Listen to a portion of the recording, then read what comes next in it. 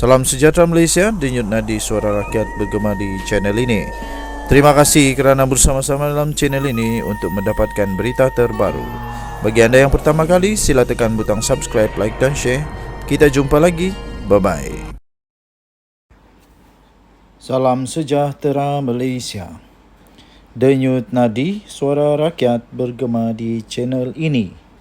Berikut dikongsikan dokumen rasmi yang paling mengejutkan seluruh Malaysia.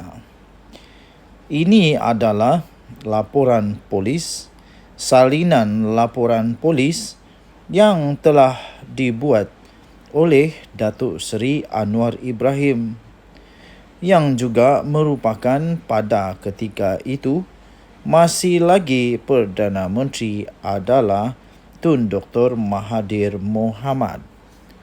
Nampaknya memang ada sesuatu yang patut untuk disiasat oleh SPRM.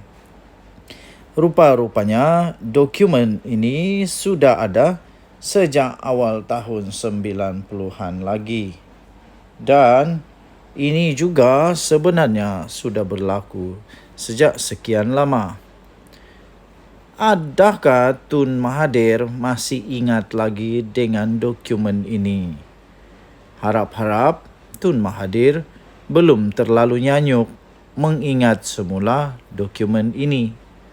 Harap-harap Tun Mahathir masih cukup terang mata untuk membaca semula dokumen ini yang telah pun disiarkan secara rasmi sekali lagi melalui sumber yang diterima daripada sahbudinhusin.com.net.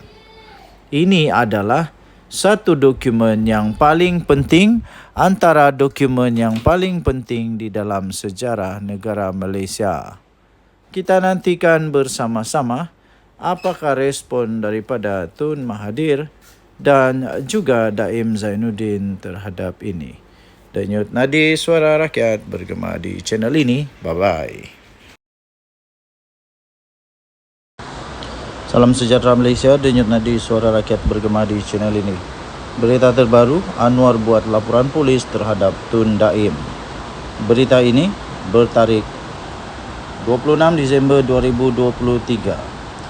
Berita penuh laporan polis Datuk Seri Anwar Ibrahim terhadap rasuah Tun Daim Zainuddin pada 30 Julai 1999. Laporan polis Tun H.S. Lee 20455/99. Pada 14 April 1999, tatkala memberi kenyataan di mahkamah, saya telah merujuk kepada beberapa perlakuan rasuah besar oleh pemimpin-pemimpin negara. Saya juga telah merujuk kepada surat-surat dari 3 tokoh korporat yang ditujukan kepada Tun Daim Zainuddin. Ketika itu, Menteri Kewangan yang membuktikan dengan jelas bahawa beliau menerima wang tunai dari saham berjumlah ratusan juta ringgit. Perdana Menteri Datuk Seri Dr. Mahathir Mohamad bukan sekadar mengharang tindakan, bahkan terus melindungi rasuah besar yang dilakukan oleh Tun Daim sejak beliau menjadi Menteri Kewangan buat pertama kalinya dahulu. Malahan sehingga kini, saya difahamkan tidak ada siasatan oleh pihak polis atau badan pencegahan rasuah dilakukan. Dengan itu, saya sertakan dokumen sah lagi membuktikan iaitu 3 pucuk surat yang masing-masing ditulis oleh Tan Sri Halim Saad, Tan Sri Tajuddin Ramli dan Tan Sri Wan Azmi Hamzah. Tan Sri Halim dalam surat bertarikh 30 April 1990 menyatakan beliau memegang sebagai pemegang amanah sebanyak 52,208,500 saham Faber Merlin Berhad, saham RM1 dan 130 juta saham Renung Berhad 50 sen bagi pihak Tun Daim. Beliau mengesahkan bahawa nilai saham itu dipegang menurut arahan Tun Daim atau penama beliau. Tan Sri Tajuddin pula dalam surat kepada Tun Daim bertarikh 24 Mei 1990 mengesahkan bahawa beliau memegang secara amanah bagi Tun Daim wang sejumlah 70 juta ringgit Malaysia.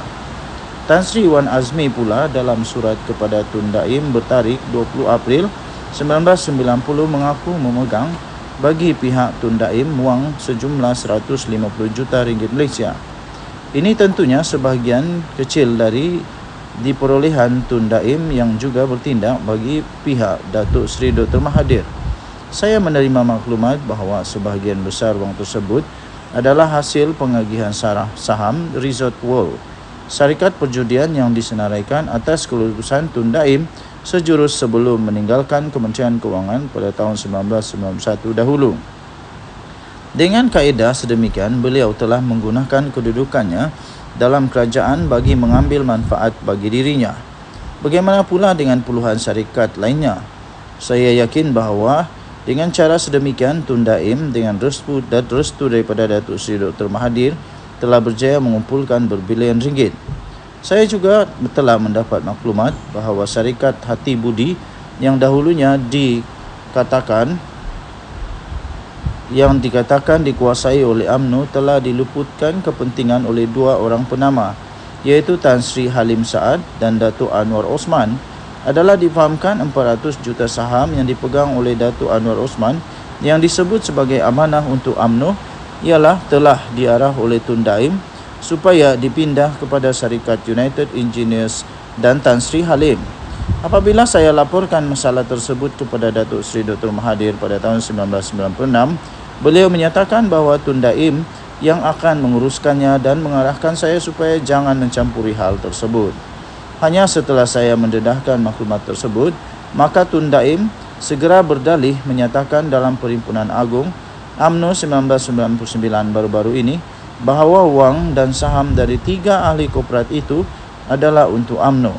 Nyatalah, bila nampak tersepit, barulah disebut harta yang dikumpulkan itu hak parti UMNO.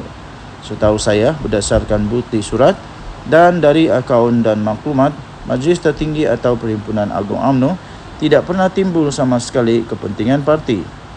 Keduanya, selaku Menteri Kewangan, menerima sumbangan peribadi beratus-ratus juta ringgit adalah rasuah besar dan pecah amanah jenayah.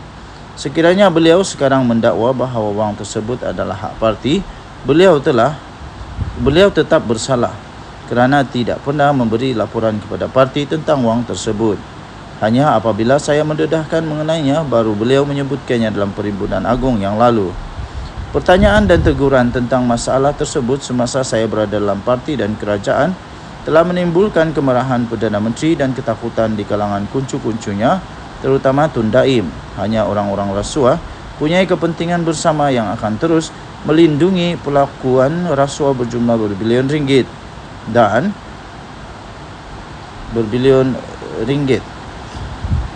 Keduanya, selaku Menteri Keuangan, menerima sumbangan peribadi beratus-ratus juta adalah rasuah besar dan pecah amanah jenayah. Sekiranya beliau sekarang mendakwa bahawa wang tersebut adalah hak parti, beliau tetap bersalah kerana tidak pernah memberi laporan kepada parti tentang wang tersebut. Hanya selepas apabila saya mendedahkan mengenainya, baru beliau menyebutnya dalam Perhimpunan Agung yang lalu. Pertanyaan dan teguran tentang masalah tersebut semasa saya berada dalam parti dan kerajaan telah menimbulkan kemarahan Perdana Menteri dan ketakutan di kalangan kucu-kucunya, terutama Tun Daim. Hanya orang-orang rasuah punya kepentingan bersama yang akan terus melindungi perlakuan rasuah berjumlah berbilion ringgit. Dari maklumat yang diberikan ini sahaja terbukti rasuah berbilion ringgit dan pecah amanah jenayah. Saya juga sedar tanggungjawab besar polis dan BPR untuk menyiasat dan bertindak. Rasuah telah menjadi barah dan berpunca di kepala dan merebak ke bawah. Ia memerlukan ketegasan dan keberanian untuk bertindak sebelum negara dimusnahkan oleh mereka.